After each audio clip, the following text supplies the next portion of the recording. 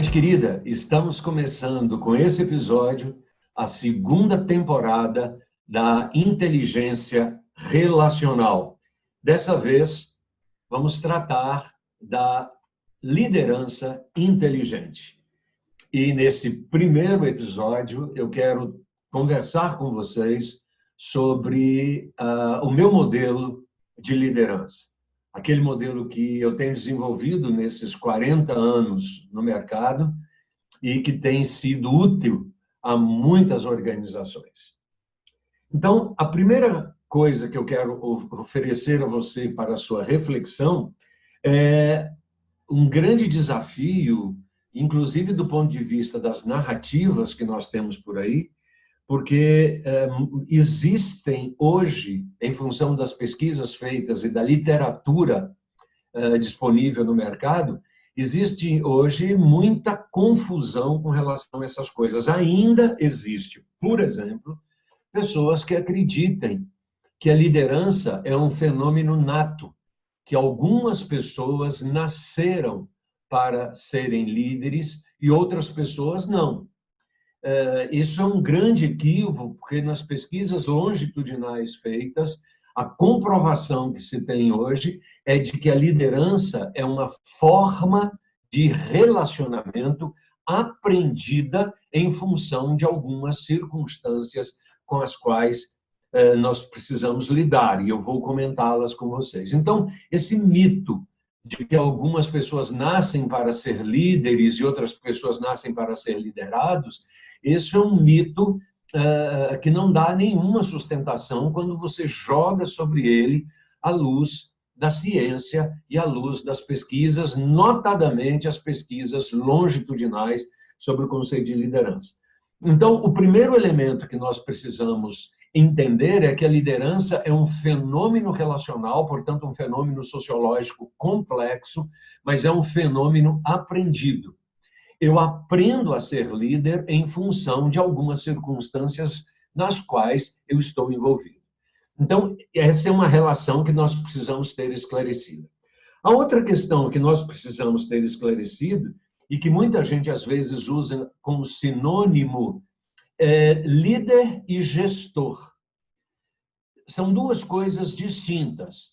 Gestor é uma função burocrático-institucional normalmente organizada a partir de critérios determinados para relações de trabalho estabelecidas em tarefas, atividades, grupos ocupacionais, etc., que tem uma relação hierárquica que compõe um sentido piramidal das estruturas organizacionais, ou mesmo das estruturas não piramidais, mas a gestão é um fenômeno burocrático institucional regido por essa burocracia, como queria Max Weber. A liderança, ao contrário, é um fenômeno sociológico gerado por um processo de demanda de inspiração, de demanda de modelos, de demanda de processos mobilizadores e motivacionais. É possível ter um líder que seja gestor? Sim. É possível ter um gestor que seja líder? Sim. Mas são duas coisas separadas. O gestor é o gestor cuidando dos processos burocráticos dentro de uma organização, ele tem um cargo, ele tem uma posição, ele tem uma função. E o líder é um elemento inspirador, é um modelo de movimentação, é um modelo que reúne as pessoas num processo de agregação em função de um objetivo, em função de um desafio, em função de alguma coisa nesse sentido. Só para você entender, usando um modelo já convencionado nas conversas sobre isso, por exemplo, Jesus foi um líder, Buda foi um líder, outros que tantos foram líderes, mas qual foi o cargo dessas pessoas? Que organizações essas pessoas participavam? Qual era a relação hierárquica dessas pessoas? Você vai descobrir que isso não existia. pelo menos não existia na forma natural como essas pessoas surgiram no mercado. Por outro lado, você vai ter pessoas que são gestores efetivamente, como é o caso, por exemplo, do Bill Gates. Esse é o caso do Steve Jobs, por exemplo, né? O Steve Jobs é um excelente gestor, um cara que tinha uma visão organizacional extremamente interessante, mas muito longe de ser um líder. Ele criava conflitos entre os grupos, jogava as pessoas umas contra as outras, comprava coisas para poder criar uma intriga para que as pessoas se superassem. Esse não é o conceito de liderança que você tem. Então, nós já distinguimos, não existe liderança nata, a liderança é um fenômeno aprendido, e estamos diferenciando agora o líder do gestor, o líder como sendo aquele elemento inspirador, aquele elemento gerador de agregação, aquele elemento desafiador, aquele elemento que surge como alguém que faz com que o grupo coeso se supere e atue como uma unidade. E o gestor é aquele elemento burocrático institucional que compõe uma estrutura organizacional na sua complexidade.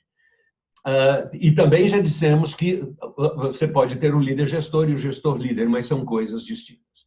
O terceiro elemento que eu quero trazer, depois dessas considerações, é mostrar para você como é que esse modelo funciona. E você vai ver aí agora, na sua tela, você vai ver um slide que mostra a equação da liderança que nós usamos aqui no Almero Reis e que é parte integrante do meu modelo de liderança, usado tanto na minha empresa quanto nas empresas às quais eu assessoro. E aí nós precisamos separar liderança de líder. Líder é uma pessoa, liderança é um conjunto de 3 elementos. A pessoa, que é o líder, o fato novo, que são as variáveis de situação, e os seguidores. Então, liderança é composto do líder, dos seguidores e das variáveis de situação. O líder é uma pessoa, os seguidores são aquelas pessoas que admiram aquele líder, que se inspiram por ele, e a variável de situação é o que está acontecendo naquele instante. Essas 3 coisas formam o conceito de liderança. Para você entender isso melhor, imagine o seguinte: estamos todos nós perdidos na floresta, quando de repente nos damos conta do perigo que estamos vivendo. Aí, qual é o nosso grande desejo? O nosso grande desejo, qual é o fato novo? O fato novo é que estamos perdidos e não sabemos sair. Qual é o nosso grande desejo? Sair da floresta. Quem vai ser o líder? A pessoa que levanta a mão naquele momento e diz: olha, gente, fique tranquilo, eu sei sair, eu sei o caminho. E então, se essa pessoa sabe o caminho e sabe sair da floresta, nós vamos segui-lo. Cessado esse fato novo, essa liderança cessa. Então, você viu isso nessa fórmula que eu te mostrei aí nesse slide. Agora você vai ver um segundo slide que mostra o modelo da liderança.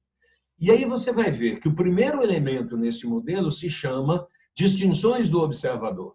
O segundo modelo, você está vendo, se chama fatos novos. E o terceiro momento que você está vendo se chama expectativas do grupo. Quando a gente junta essas 3 coisas, a gente entende assim: quando as distinções do observador, diante de um fato novo, superam as expectativas do grupo, o grupo entende estas distinções daquele observador como sendo distinções de um líder. Agora, se eu não sou capaz de superar as expectativas do grupo, o grupo não me concede esse título de líder, nem me atribui essa autoridade. Então, a gente precisa entender com clareza esse elemento. Líder é aquele indivíduo que, diante de um fato novo, supera as expectativas do grupo, e aí, nesse processo de superar as expectativas do grupo, diante de um fato novo, o grupo concede a este observador o título, abre aspas, de líder. Então, para que a gente fique com isso muito claro, líder é todo aquele indivíduo que, diante de um fato novo, supera as expectativas do grupo na solução daquele conflito, daquele problema que o fato novo requer.